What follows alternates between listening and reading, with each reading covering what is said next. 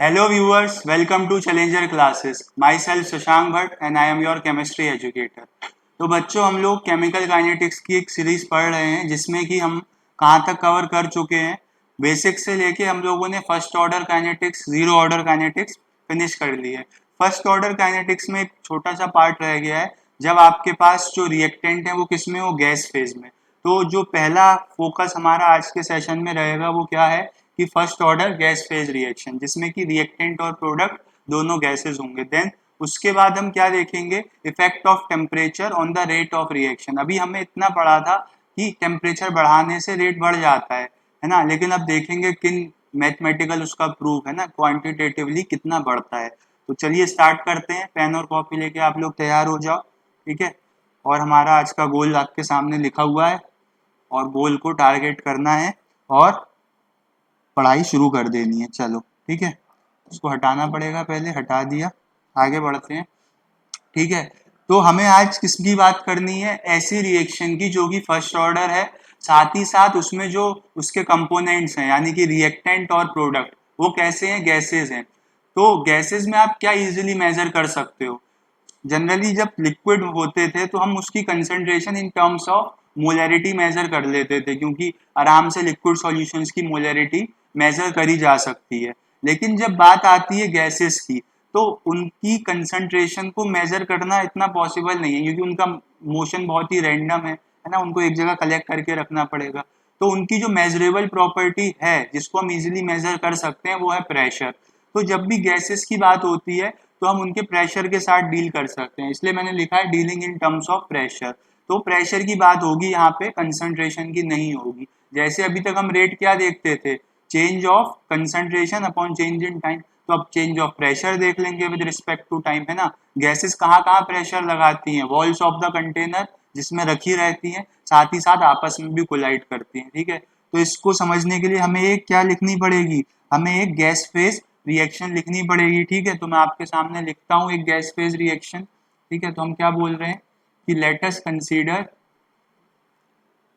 Consider a first order reaction, है ना। आप एक फर्स्ट ऑर्डर रिएक्शन कंसीडर करो जिसमें कि क्या हो, हैविंग गैसियस कंपोनेंट्स, है ना, जिसमें कि आपके पास गैसियस कंपोनेंट्स हो। कंपोनेंट्स क्या होते हैं रिएक्शन के, रिएक्टेंट और प्रोडक्ट, है ना। तो हम किसकी बात कर रहे हैं, ऐसी रिएक्शन जिसमें कि रिएक्टेंट्स और प्रोडक्ट्स क्या हो, गैसियस हो। चलो कर लेते हैं। तो जब आप ऐसी कोई रिएक्शन लिखोगे तो वो किस प्रकार से आएगी आपके सामने, कि सपोज करो ए एक रिएक्टेंट है जो कि गैस फेज में है, कन्वर्ट हो जा रहा है बी में, वो खुद एक गैसियस फेज में है, और सी में जो कि गैसियस फेज में है, ठीक है। अब मैं बोल रहा हूं कि इनिशियली कुछ प्रेशर था ए का, है ना, जब टाइम आपके पास क्या था, zero, T is equals to zero, T दिख रहा है यहाँ पे, ठीक है। तो जब आपके पास क्या था, टाइम जीरो था, तो ए का कुछ प्रेशर था, उस प्रेशर को क्या मान लेता हूं मैं, पी आई, यानी कि इनिशियल प्रेशर है ये, ठीक है। क्या है ये, पी आई है, इनिशियल प्रेशर है। हट जाओ भाई तुम यहाँ से, देखो यहाँ पे हम क्या लिख रहे हैं, पी आई। और प्रोडक्ट थोड़ी स्टार्टिंग में बने होंगे, स्टार्टिंग में आपके पास क्या होता है, रिएक्टेंट। आप रिएक्टेंट के साथ रिएक्शन स्टार्ट करते हो तो उसी का कुछ प्रेशर होगा, तो वो प्रेशर कितना है, पी आई है। और प्रोडक्ट का प्रेशर अभी कुछ नहीं है। अब जैसे जैसे टाइम आगे बढ़ेगा रिएक्शन भी आगे बढ़ेगी, मतलब रिएक्टेंट क्या होंगे, कंज्यूम, और प्रोडक्ट क्या होंगे, फॉर्म। तो जब रिएक्टेंट कंज्यूम होंगे तो उनका कुछ प्रेशर भी कम होगा, क्योंकि प्रेशर तो डायरेक्टली प्रोपोर्शनल होता है नंबर ऑफ मोल्स के, है ना। तो जब कुछ देर बाद मैं बात करूं, ठीक है, टाइम जब आपका टी है, तो क्या हो रहा है, इनका कुछ प्रेशर कम हो रहा है, सपोज करो एक्स अमाउंट से कम हो रहा है। तो जितना इनका प्रेशर कम हुआ होगा रिएक्टेंट का, उतना ही तो प्रोडक्ट का बनेगा, है ना, स्टाइचियोमेट्री बैलेंस रहेगी। तो इसका एक मोल कम हो रहा है, एक मोल से एक एक मोल ये बनते हैं, तो हम यहाँ पे एक्स और एक्स लिख देंगे, जितना प्रेशर कम हुआ उतना बढ़ गया। ठीक, ये बात समझ में आई।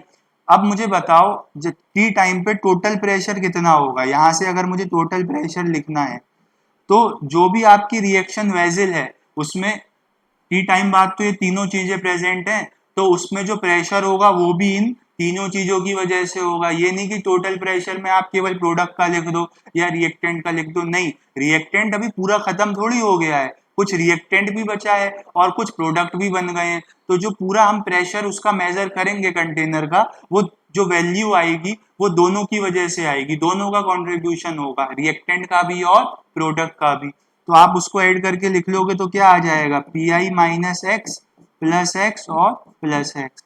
एक प्लस एक्स से एक माइनस एक्स कैंसिल हो जाएगा, तो ये क्या आ जाएगा, ये आ जाएगा पी आई प्लस एक्स। तो आपके सामने टोटल प्रेशर क्या आ गया, पी आई प्लस एक्स आ गया। तो यहां से अगर आप x की वैल्यू निकालोगे तो आपके सामने x की वैल्यू क्या आ जाएगी, हटेगा नहीं, चलो यहीं पे निकाल देते हैं। देखो x की वैल्यू क्या आ जाएगी फिर, P T minus P I. अब आप समझ रहे होगे मैंने x की वैल्यू क्यों निकाली है, क्योंकि x क्या होता है, x वो अमाउंट होता है जो कि कम हुआ होता है रिएक्टेंट का। तो एक बार मैं यहाँ आपको वेरिएबल लिख के बता दूं कौन कौन से क्या क्या वेरिएबल हैं। देखो जरा, अगर मैं वेरिएबल्स की बात करूं तो यहाँ पे कौन कौन से वेरिएबल क्या क्या है। देखो यहाँ पे हम बोल देते हैं कि let P I be the, P I क्या है, P I be the initial pressure of A. ठीक है, पी आई ए का क्या था, इनिशियल प्रेशर था, from which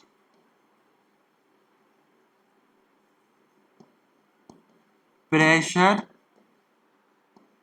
x is reduced.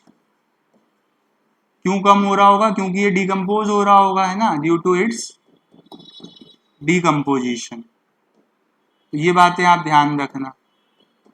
और फिर आफ्टर टाइम टी क्या हो गया, after time T pressure, total pressure is, मतलब जो भी प्रेशर होगा वो क्या हमने माना है, पी टी माना है। ठीक है, पी टी से तो डिनोट किया है, कैपिटल टी से किया है तो कैपिटल से कर देना। ठीक है, तो टोटल प्रेशर क्या है हमारे पास, पी टी है। ठीक है, दिख रहा है आपको ये कलर, ठीक। तो यहाँ पे मैंने क्या बताया, ए का इनिशियल प्रेशर पी आई था, कुछ देर बाद रिएक्शन आगे चली, प्रेशर कम हुआ एक्स अमाउंट से, उतना ही इनका प्रेशर बढ़ा। तो जब हम बाद में हमने टोटल प्रेशर देखा तो सबको ऐड करा जो कि पी आई प्लस एक्स आया, फिर यहाँ से हमने एक्स की वैल्यू निकाल ली। अभी आपको पता लगेगा क्यों निकाली है, क्यों इसकी जरूरत पड़ेगी हमको। ठीक, तो अगर हम आगे बढ़ते हैं अपने कैलकुलेशन की तरफ, ठीक, तो फर्स्ट ऑर्डर का जो आपके सामने इंटीग्रेटेड रेट लॉ आता था वो याद है, पिछला लेक्चर देखा है, देखा है तो उसमें नोट्स भी बनाए होंगे, देखो जरा पीछे करके। ठीक है, नहीं देखा है तो देख लेना जाके, अभी मैं बता दे रहा हूँ।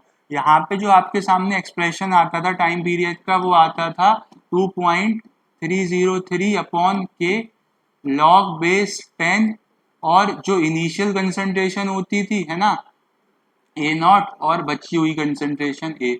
तो यहाँ पे अब कंसंट्रेशन की बात ना हो के प्रेशर की रहेगी, तो इनिशियल कंसंट्रेशन की जगह क्या आ जाएगा, इनिशियल प्रेशर। तो इनिशियल प्रेशर कितना है आपके पास, इनिशियल प्रेशर है पी आई, है कि नहीं, लिखवा रखा है। ठीक है, फिर नीचे क्या आता था, बची हुई कंसंट्रेशन, है ना, रिएक्टेंट की बची हुई कंसंट्रेशन। तो यहाँ पे क्या आएगा, रिएक्टेंट, बचे हुए रिएक्टेंट की कंसंट्रेशन आती थी, तो यहाँ पे क्या आ जाएगा, बचे हुए रिएक्टेंट का प्रेशर। बचे हुए रिएक्टेंट का प्रेशर कितना है, देखो पी आई माइनस एक्स ही तो है रिएक्टेंट की कंसंट्रेशन मतलब प्रेशर, तो ये क्या आ जाएगा, पी आई माइनस एक्स। अब एक्स के टर्म्स में हमको नहीं पता है कितना डिसोशिएट हुआ है ना, हम तो बस टेम्परेचर में वो प्रेशर मेजर करेंगे। जब आपने रिएक्शन स्टार्ट करी तब प्रेशर मेजर किया, जब रिएक्शन खत्म हो गई तब प्रेशर मेजर किया। तो आपके पास जो चीज आप मेजर कर सकते हो वो क्या है, बस प्रेशर ही है। तो हमें फाइनल एक्सप्रेशन भी प्रेशर के टर्म्स में ही लिखना पड़ेगा। तो एक्स की वैल्यू देखो यहाँ से क्या निकाली है, P T minus P I, तो इस वैल्यू को पुट कर देना। ठीक है, जब यहाँ पे आप पुट करोगे तो क्या आ जाएगा, एक्स की जगह P T minus P I, है ना, पहले से एक साइन बाहर माइनस का है तो माइनस पी टी, और माइनस पी आई होता था तो माइनस माइनस प्लस हो जाएगा, ये पी आई आ जाएगा। तो जब आप फाइनल एक्सप्रेशन देखोगे तो ये क्या आ जाएगा, ये आपके सामने आ जाएगा लॉग बेस 10 पी आई और 2 P I minus P T. ठीक, तो ये क्या आ रहा है आपके सामने, टाइम पीरियड का एक्सप्रेशन, किसके लिए, जब आपकी रिएक्शन गैस फेज में चल रही है। अब रेट कांस्टेंट पूछेगा तो के ऊपर कर दोगे, ठीक, नीचे कर दोगे। तो ये फाइनल एक्सप्रेशन समझ में आया। ये पर्टिकुलर इस स्टाइचियोमेट्री के लिए है। स्टाइचियोमेट्री चेंज होगी तो रिएक्शन अलग तरीके से चला होगा। सपोज करो यहाँ 2 मोल होते तो आप पी माइनस 2x कर देते, और यहाँ 2 मोल बने होते तो आप 2x बना देते। तो वो रिएक्शन जैसे इक्विलिब्रियम में चलाते थे ना ऑन द बेसिस ऑफ स्टाइचियोमेट्री, वैसे ही चलाएंगे। अब यहाँ सबका 1-1 थी स्टाइचियोमेट्री, तो हमने एज इट इज यूज कर लिया। ठीक, फिर हमने क्या किया, फर्स्ट ऑर्डर काइनेटिक्स का इंटीग्रेटेड रेट लॉ यूज किया और कंसंट्रेशन की तरफ जगह क्या पुट कर दिए, प्रेशर। इनिशियल प्रेशर भी हमें पता था और कितना बचा रह जाएगा वो भी हमें यहाँ से पता लग रहा है। फाइनल हमने जो एक्सप्रेशन निकाला वो प्रेशर के टर्म्स में निकाला। तो इसे देख लो, नोट कर लो, फिर इस पे हम क्वेश्चन करेंगे। ठीक है, इंपॉर्टेंट है वो एक्सप्रेशन। चलो फिर क्वेश्चन स्टार्ट करें इस पे एक आध। चलो नोट कर लो। क्या पता वो डायरेक्ट ही पूछ ले कि भाई डेराइव करो rate integrated rate law for gaseous phase first order reaction, तो ऐसे कर दोगे, वरना चांसेस हैं ज़्यादा क्वेश्चन आने के। चलो, अलग से कोई कराता भी नहीं है क्योंकि छोटा सा दे रखा है एनसीईआरटी में भी, लेकिन क्वेश्चन है उस पर। चलो रब कर रहा हूँ, नोट कर लो, बार बार दोबारा करके देखना, समझ आ जाए। ठीक, चलो आगे बढ़ते हैं और इस पे हमारे पास क्वेश्चन है तो क्वेश्चन देखते हैं। देखो ये हमारे को डाटा दे रखा है, जब आपने रिएक्शन स्टार्ट करी तो प्रेशर इतना था। तो मुझे बताओ जब रिएक्शन स्टार्ट करी होगी तो ये प्रेशर किस वजह से होगा, सोच लो आराम से बताओ। जस्ट आपने रिएक्शन स्टार्ट करने ही जा रहे हो, लैब में पहुंचे हो, आपने वेसल रखा है और एक आध कंपोनेंट उसमें डाल दिया है, तो बताओ किस वजह से होगा ये प्रेशर।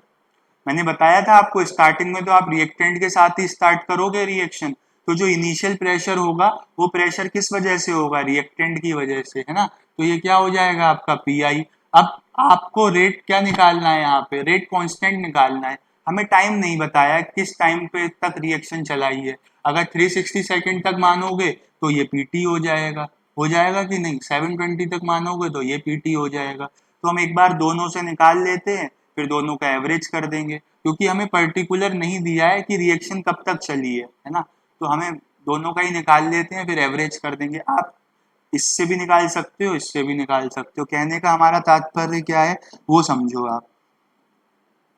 देखो जब टाइम आपका कितना था, टाइम आपके पास 0 सेकेंड था, तो प्रेशर किस वजह से होता है, जब 0 सेकेंड वाला प्रेशर तो पी आई होता है, इनिशियल प्रेशर वो कितना है, वो है 35.0 mmHg, है कि नहीं। फिर क्या हुआ, जब आपका टाइम क्या हो गया 360 सेकेंड, तो उस समय जो प्रेशर होगा उसको आप टोटल प्रेशर ही तो बोलोगे, है ना। तो टोटल प्रेशर कितना है आपके पास, 54.0 mmHg, है कि नहीं। अब जरा रिएक्शन पे नजर डालो, रिएक्शन क्या है, रिएक्शन है डिकम्पोजिशन ऑफ एज आइसोप्रोपेन, है ना। अब ये एज आइसोप्रोपेन क्या होता है देखना चाहोगे तो देख लो, दिखा देते हैं। देखो ये कुछ इस तरीके का होता है, आइसोप्रोपेन है ना, ठीक है। कितना होगा, एज आइसोप्रोपेन से हेक्सेन मिल रहा है यानी कि 6 कार्बन का। चलो तो ये आएगा आपके पास कुछ इस तरीके से, बॉन्डिंग भी सही होनी चाहिए ना। देख ये आएगा आपके पास कुछ इस तरीके से, ठीक है। और एजो मतलब होता है एन डबल बॉन्ड एन की लिंकेज, ठीक। 6 आते हैं, ये 3 इधर आ गए, 3 इधर आ गए, फिर क्या हो जाएगा आपके सामने ये। तो ये होता है एज आइसोप्रोपेन, ये मैंने क्या लिखा है, एज ओ, एजो है ना, हाँ। ये क्या है आपके सामने, एजो आइसोप्रोपेन। अब ये डिकम्पोज हो रहा है, डिकम्पोज होके क्या दे रहा है आपको, नाइट्रोजन और हेक्सेन, है ना, दोनों गैसेस हैं। हेक्सेन क्या होता है, C6H14, CnH2n+2 वाला फॉर्मूला यूज करोगे, हेक्सेन एक एल्केन ही तो है, ये गैस है, ठीक है जी, लिखा है वहां पे। तो जब इसका आप देखोगे, अगर इसे एलिमेंट्री रिएक्शन मानते हो तो देखो बैलेंस है रिएक्शन, 2n कार्बन कितने, 2 3 6 कार्बन, ठीक है, रिएक्शन बैलेंस है। तो यहाँ से जब आप देखोगे तो ये first order gas phase reaction ही हो जाएगी। तो आपको पता है के का एक्सप्रेशन क्या होता है, 2.303 अपॉन में टी log बेस 10, और जो आपके पास इनिशियल प्रेशर रहा होता है 2pi माइनस पीटी, पीछे मैंने डराइव करके बता रखा है। अगर नहीं आ रहा है तो फिर से आप यहाँ पे पी कंसीडर करो, है ना, फिर पी माइनस एक्स करो, उधर एक्स बढ़ाओ, तो वैसे ही रिएक्शन चला के आप निकाल लोगे। तो इस एक्सप्रेशन को यूज करते हुए मेरे को पी और पीटी की वैल्यू पता है, तो मैं पहले इस केस के लिए निकाल लूँ K1। ठीक है, तो क्या आ जाएगा, वो आ जाएगा 2.303 और टाइम कितना लग रहा है 360। लॉग बेस 10, ऊपर पी आता है तो 35, नीचे 2pi आता है तो कितना 70, माइनस पीटी आता है तो 54। ठीक है, जब इसे आप आगे सॉल्व करोगे तो क्या आ जाएगा 2.303 360 लॉग बेस 10, ये क्या हो जाएगा 35 और ये क्या हो जाएगा 16। तो जब इसे आप सॉल्व करोगे तो ये 2.35/16 क्या आ जाएगा, 35/16 आपके पास आ जाएगा 2 पॉइंट समथिंग आएगा, 35 डिवाइडेड बाय 16, तो 2.18 आ जाएगा आपके पास। ठीक है, यहाँ से तो मैं इसको यहाँ पे कर रहा हूँ, क्या आ जाए यहाँ पे ये 2.303 अपॉन में 360 लॉग बेस 10 और इसको डिवाइड करके क्या आया मेरे पास 2.18। ठीक है, तो आप 2 की भी वैल्यू लगा सकते हो, वो आपको याद होती है 0.3010। ठीक, तो उसको लगा दोगे आप 0.3010 और यहाँ पे क्या आ गया 2.30360। यहाँ पे मैं log 2 की यूज कर ले रहा हूँ, 2.1 है तो आसपास ही होगा। ठीक है, क्योंकि आपको वहाँ कैलकुलेटर थोड़ी मिलेगा। अब आप सॉल्व कर लो, इसको सॉल्व कर लोगे तो आ जाएगा आपके सामने क्या, ये आ जाएगा आपके सामने ये 0.001925। ठीक है, हमने क्या निकाला है, हमने रेट कांस्टेंट निकाला है फर्स्ट ऑर्डर रिएक्शन के लिए, तो वो किस में आता है, वो आता है सेकंड इनवर्स में। इसको अगर आप उसमें करना चाहो साइंटिफिक नोटेशन में, तो 3 प्लेस आगे जा रहे हो, राम नारायण, राइट में नेगेटिव हो जाती हैं पावर्स, तो 10⁻³ सेकंड इनवर्स। तो आपने 360 सेकंड, मतलब जब आप 360 सेकंड तक रिएक्शन चलाई तो उसका ये आ गया रेट कांस्टेंट। ठीक है, यहाँ पे भी छोड़ सकते हो क्योंकि हमें कुछ बताया ही नहीं है कि कितना, मतलब कब तक रिएक्शन चलाई है। और अगर और अच्छे से करना चाहो तो पहले यहाँ तक का निकाल लो, फिर यहाँ से यहाँ तक का निकाल लो, तो दोनों का एवरेज कर दोगे। ठीक है, दोनों बातें ठीक है। तो उस तरीके से देखना चाहोगे, पहले इतना लिख लो, फिर वो भी दिखा देता हूँ आपको। ठीक है, इसको लिख लो, K1 आया है वो, है ना,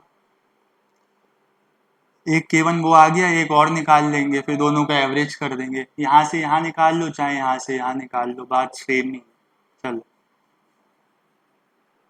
रब कर दें, कर देते हैं।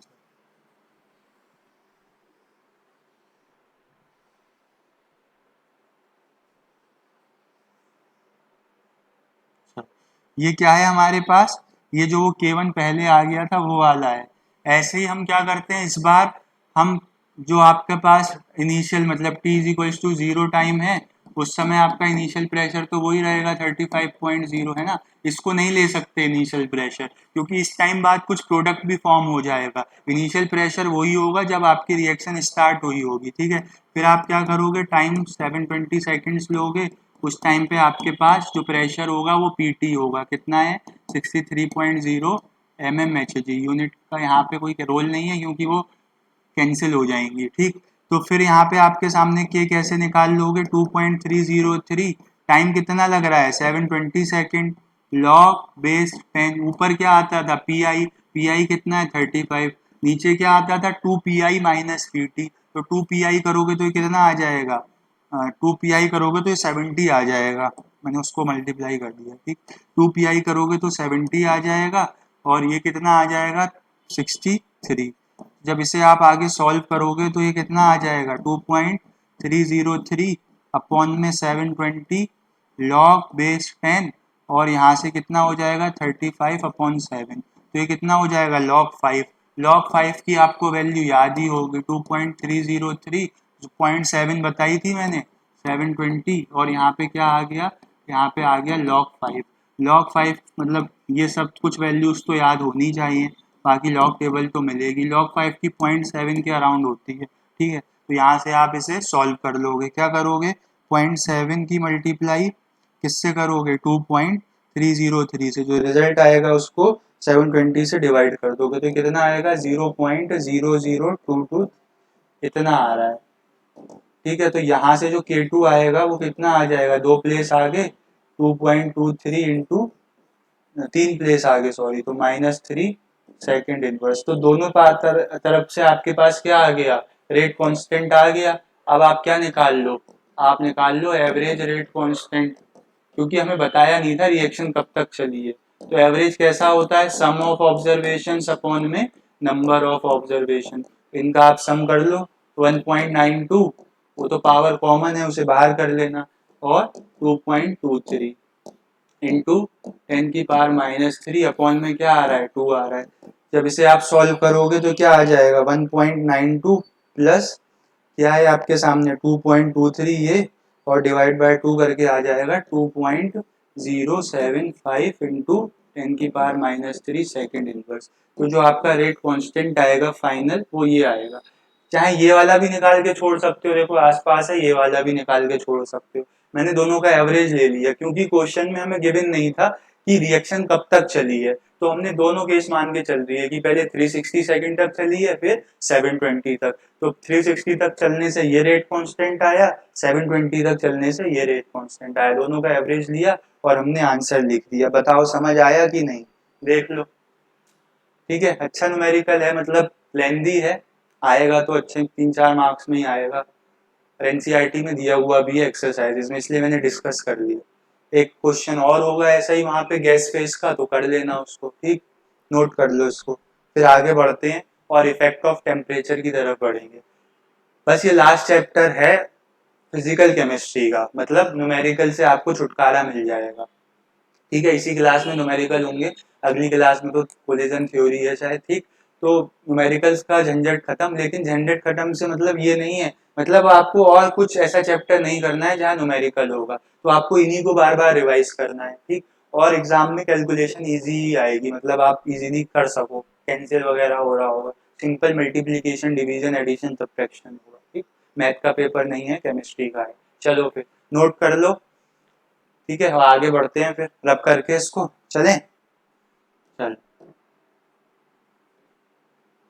ठीक, तो ये क्वेश्चन हमने डिस्कस कर लिया था, अब हम आगे चलते हैं और क्या डिस्कस करेंगे, अब हम डिस्कस करेंगे आपके सामने effect of temperature on rate of reaction.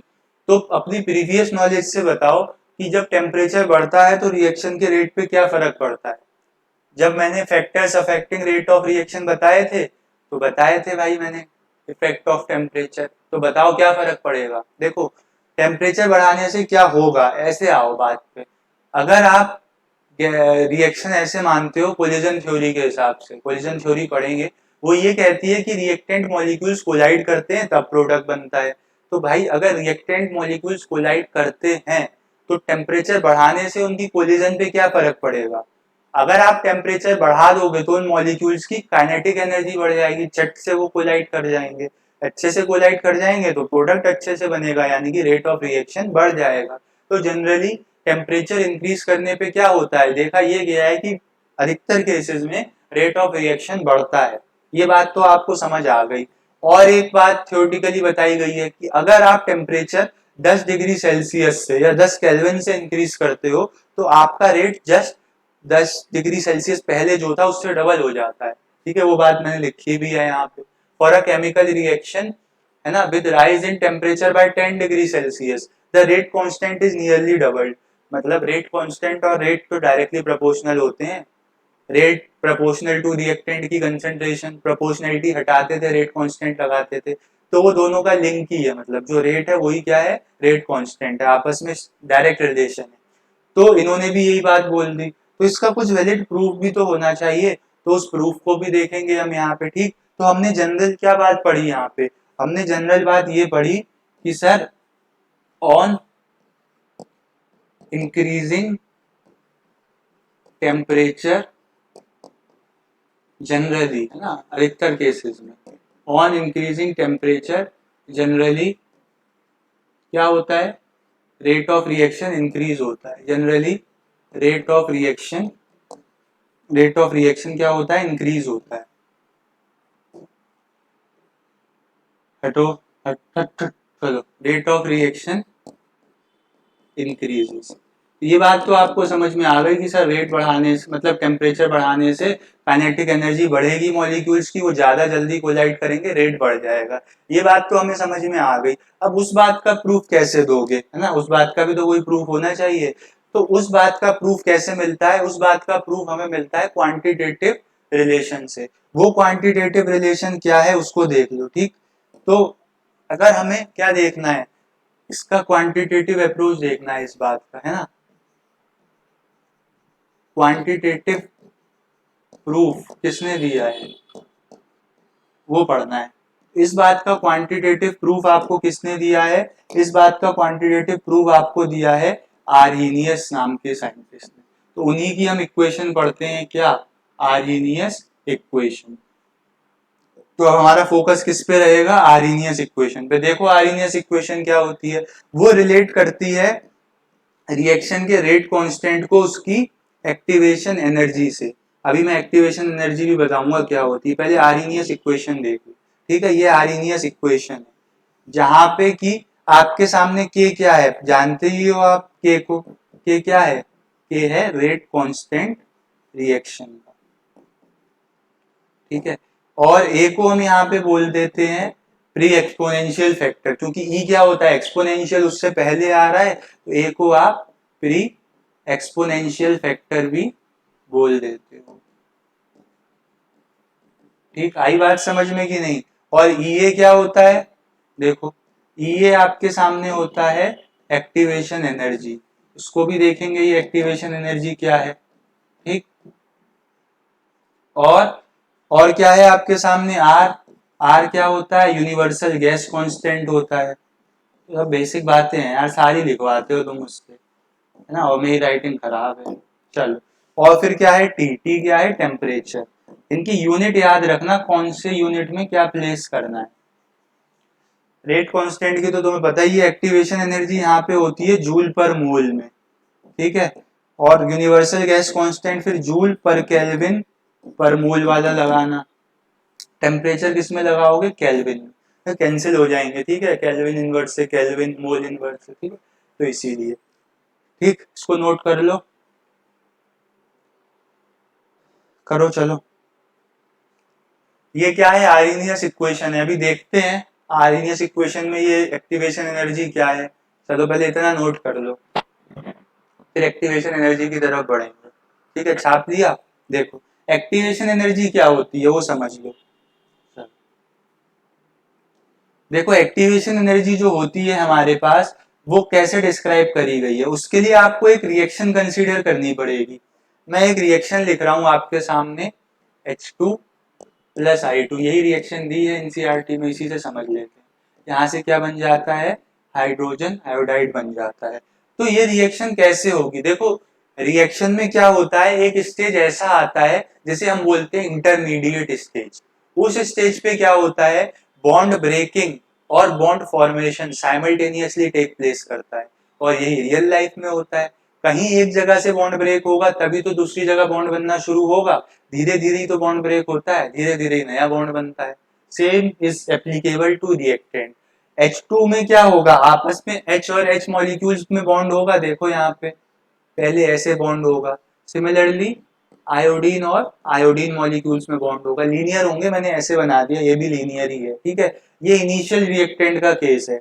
जैसे जैसे रिएक्शन आगे बढ़ेगी तो होगा क्या, एक स्टेज आएगी जब इनमें आपस में क्या होगा, बॉन्डिंग वीक होना शुरू हो जाएगी, जिसका दूसरे लोग फायदा उठा लेंगे। देखो यहाँ वाले बॉन्ड क्या हो गए, वीक होना शुरू हो गए, तो फिर इनके बीच में यहाँ से हाई हेलो स्टार्ट हो जाएगी इस तरीके से, हाइड्रोजन बॉन्डिंग का तरह ये वाला, ठीक है।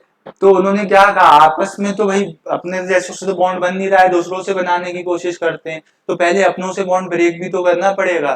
तो देखो H और H के बीच में बॉन्ड ब्रेकिंग स्टार्ट हो गई, सिमिलरली I और I के बीच में बॉन्ड ब्रेकिंग स्टार्ट हो गई, और कॉन्सिक्वेंटली फिर H और I में बॉन्डिंग स्टार्ट हो गई। यही फेज जो आता है रिएक्शन की मैकेनिज्म में, उसको हम बोल देते हैं या तो ट्रांजिशन स्टेट, क्योंकि यहीं से ट्रांजिशन होना शुरू होता है, पहले दोनों रिएक्टेंट होते हैं बाद में प्रोडक्ट, यहीं से ट्रांजिशन आता है, यहीं से चेंज आता है। या इसको आप बोल देते हो इंटरमीडिएट, है ना, या इसको ये भी बोल सकते हैं एक्टिवेटेड कॉम्प्लेक्स, तीनों नाम ठीक है इसके। क्यों, क्योंकि ट्रांजिशन स्टेट मतलब जहां से चेंज आए, और ये बहुत ही अनस्टेबल होता है, तुरंत ब्रेक हो जाता है, प्रोडक्ट बना देता है। तो इसके मैंने क्या क्या नाम बताया आपको, इसको आप एक्टिवेटेड कॉम्प्लेक्स भी बोल सकते हो, है ना, क्या बोल सकते हो इसको, इसको आप एक्टिवेटेड कॉम्प्लेक्स भी बोल सकते हो, या फिर आप इसको इंटरमीडिएट भी बोल सकते हो, है ना, तीनों ही नाम सही है, या फिर इसको आप ट्रांजिशन स्टेट बोल सकते हो। तो ये वो स्टेट है जहां पे बॉन्ड ब्रेकिंग और bond formation simultaneously take place करता है। तो होता क्या है देखो, पहले ये होगा, तभी तो फिर यहाँ से बॉन्डिंग स्टार्ट होगी, तो दो HI आपको मॉलिक्यूल्स मिल जाएंगे, ये वाला बॉन्ड कंप्लीटली ब्रेक हो जाएगा, ये वाला फॉर्म हो जाएगा, ठीक है। तो ये वाला बॉन्ड क्या हो रहा है, ब्रेक, ये वाला फॉर्म हो रहा है, तो ये फॉर्म हो गया, ब्रेक कंप्लीटली हो गए। तो समझ में आया प्रोडक्ट कैसे बनता है। तो ये बना प्रोडक्ट हमारे पास। अब इसी को हम एनर्जी के टर्म्स में अगर रिप्रेजेंट करेंगे तो देखो कैसे करेंगे। देखो अगर इसी चीज को मुझे एनर्जी के टर्म्स में रिप्रेजेंट करना है तो ठीक है, तो आप ऐसे करोगे, देखो किस तरीके से आप कर सकते हो। तो आपके पास आपको क्या लेना है, आपको यहाँ पे एक्स एक्सिस में तो क्या लोगे आप, एक्स एक्सिस में आप ले लो क्या चीज, एक्स एक्सिस में ले लो आप एनर्जी, है ना, एनर्जी भी कौन सी लेते हैं, पोटेंशियल एनर्जी, ठीक। सॉरी ये वाई एक्सिस है, वाई एक्सिस पे पोटेंशियल एनर्जी, और एक्स एक्सिस पे आप क्या ले लोगे, एक्स एक्सिस पे ले लो रिएक्शन कोऑर्डिनेट, मतलब रिएक्शन कैसे आगे बढ़ रही है। एक्स एक्सिस पे आपके पास क्या है, एक्स एक्सिस पे आपके पास है रिएक्शन कोऑर्डिनेट। अब देखो यहां से क्या होगा, चलो, तो होता क्या है कि रिएक्टेंट की अपनी कुछ एनर्जी होती है ना, फिर जो एनर्जी रिएक्टेंट को लगती है एक्टिवेटेड कॉम्प्लेक्स बनाने के लिए, उसी को हम क्या बोलते हैं, एक्टिवेशन एनर्जी। फिर से सुन लो, जो एनर्जी रिएक्टेंट को लगती है एक्टिवेटेड कॉम्प्लेक्स बनाने के लिए, उसी को हम क्या बोलते हैं, एक्टिवेशन एनर्जी। और भाई जब तक एक्टिवेटेड कॉम्प्लेक्स ही नहीं बनेगा तब तक प्रोडक्ट कहां से बन जाएगा। ये क्या थे आपके पास, ये आपके पास रिएक्टेंट्स थे, और ये क्या है आपके पास प्रोडक्ट है। तो रिएक्टेंट से प्रोडक्ट जाने में बीच में कौन पड़ता है, चेंज, रास्ता, जो मोड़ आता है, उस मोड़ को ही तो हम बोलते हैं एक्टिवेटेड कॉम्प्लेक्स। तो उस मोड़ तक जाने के लिए रिएक्टेंट के पास एनर्जी भी तो होनी चाहिए, ठीक है, तो उसी एनर्जी को हम क्या बोलते हैं, एक्टिवेशन एनर्जी। सपोज करो ये वो एनर्जी है जो रिएक्टेंट मॉलिक्यूल्स को चाहिए, ठीक है, और प्रोडक्ट की एनर्जी फिर ये है। तो वो डिपेंड करता है नेचर पे, है ना, कैसी बॉन्डिंग है, कम भी हो सकती है रिएक्टेंट से, ज्यादा भी हो सकती है, लेकिन इस पॉइंट से होते हुए जरूर जाएगा रिएक्टेंट। तो देखो यहां से रिएक्टेंट जाएगा इस पॉइंट से, तब जाके वो यहाँ पहुंचेगा।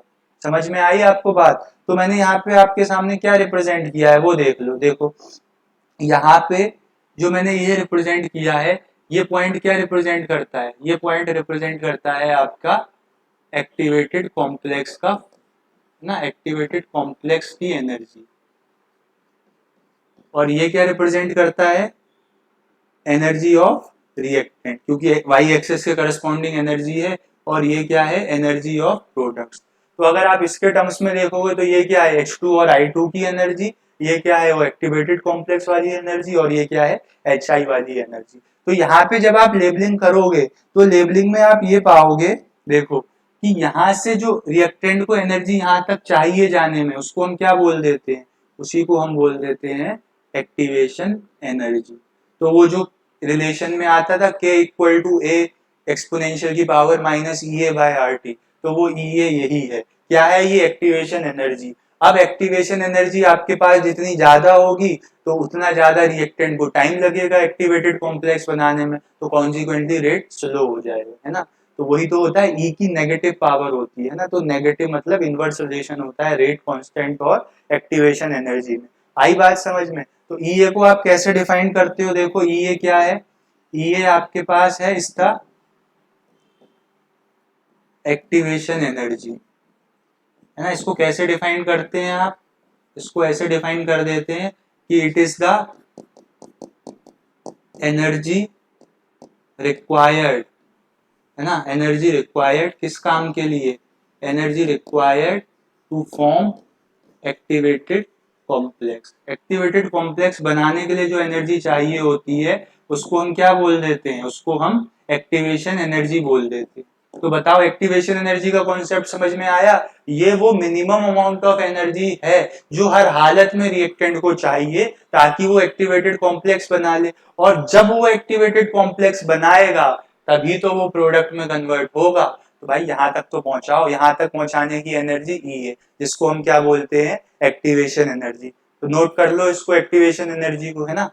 तो यही था वो जो के इक्वल टू यहाँ पे आता था ना, ये वही था K equal to E minus E A by R T. तो यहाँ बाकी चीजें तो क्या है, रेट कांस्टेंट है ही, है ना, एक्सपोनेंशियल खुद एक कांस्टेंट होता है, E activation energy, R universal gas constant, तो मेनली इस पे कर रहा है। अभी ई की नेगेटिव पावर है, तो जितना ज्यादा ये वैल्यू होगी उतना आपका कम क्या हो जाएगा रिएक्शन का रेट, क्योंकि उतना ज्यादा टाइम लगेगा ना रिएक्टेंट को एक्टिवेटेड कॉम्प्लेक्स बनाने में।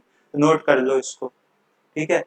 फिर हम आगे देखते हैं क्या होता है, क्योंकि एनर्जी जो है वो क्या बोलते हैं उसको, इक्वली डिस्ट्रीब्यूट नहीं होती है ना, किसी रिएक्टेंट मॉलिक्यूल की कम होगी, किसी की ज्यादा होगी, अब दोनों अलग अलग लोग हैं ना, तो हम वहां पे फ्रैक्शन ऑफ मॉलिक्यूल्स लेके चलते हैं ना, तो उसको भी देखेंगे, वो मैक्सवेल बोल्ट्जमैन डिस्ट्रीब्यूशन कर्व से देखेंगे। तो इसको नोट कर दो, चलो नोट कर लिया, कर लो नोट, रब कर रहा हूँ, ठीक है। तो ये क्या है, इसको एक्टिवेटेड कॉम्प्लेक्स थ्योरी भी बोल सकते हो, ठीक है।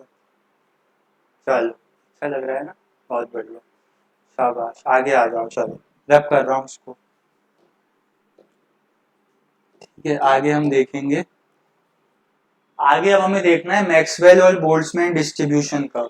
ये बताता है कि आप पर्टिकुलर एनर्जी कैसे मान सकते हो रिएक्टेंट की। अलग अलग रिएक्टेंट होते हैं, उनकी एनर्जी भी अलग अलग होती है, या एक ही रिएक्टेंट है तो उसके अनेकों मॉलिक्यूल होंगे ना आपकी वेजल में, तो हर मॉलिक्यूल की अलग अलग एनर्जी होगी। तो आप एक मॉलिक्यूल को ना लेके फ्रैक्शन ऑफ मॉलिक्यूल्स की बात करो, ठीक है।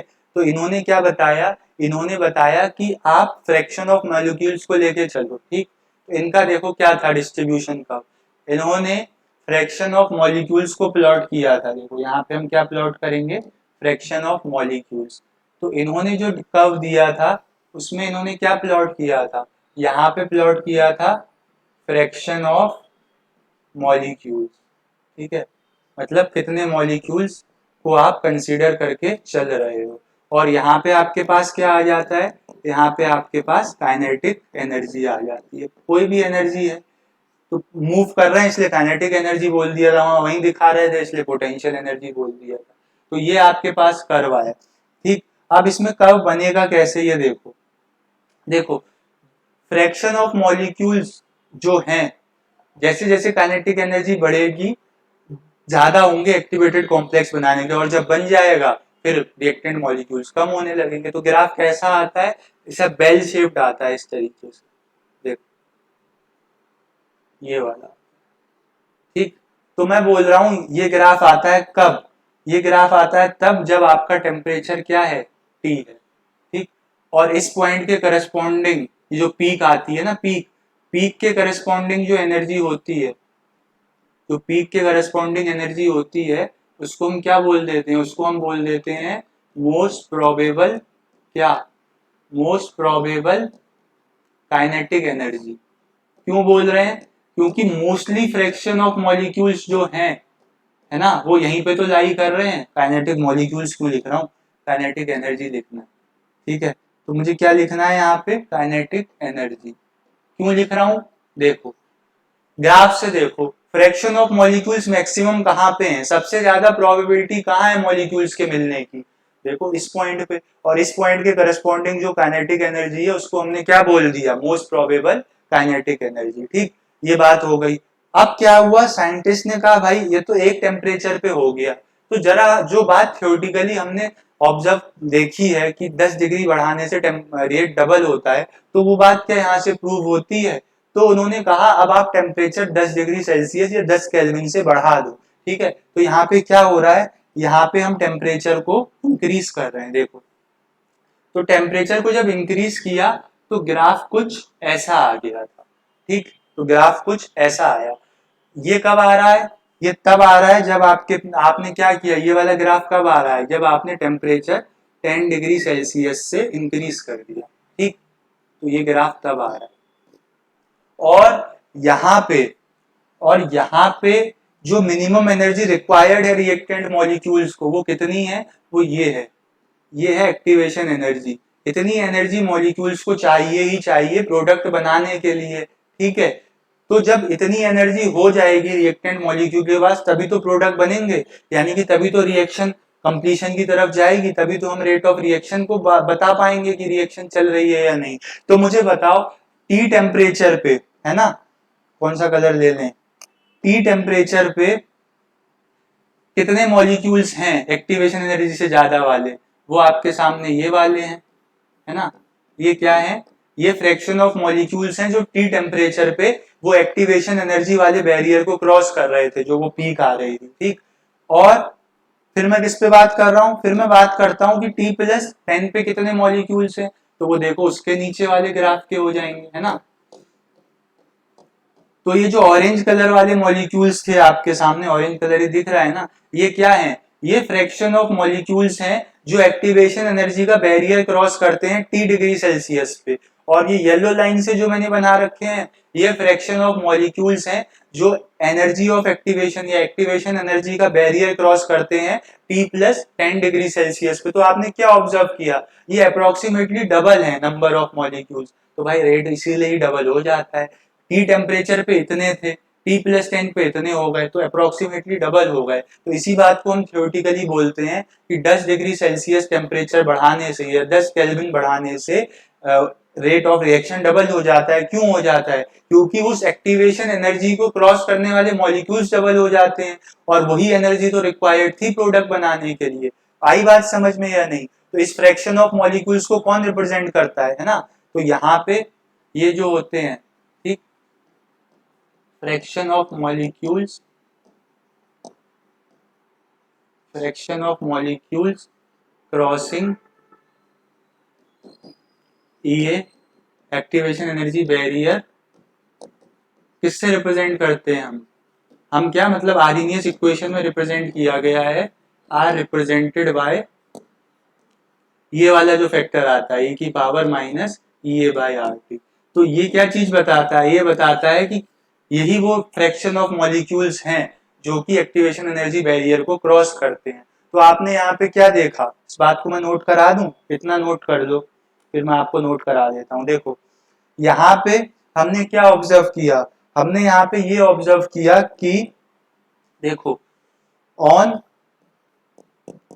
इंक्रीजिंग द टेम्परेचर, लिख लो साथ साथ, ऑन इंक्रीजिंग द टेम्परेचर, है ना, द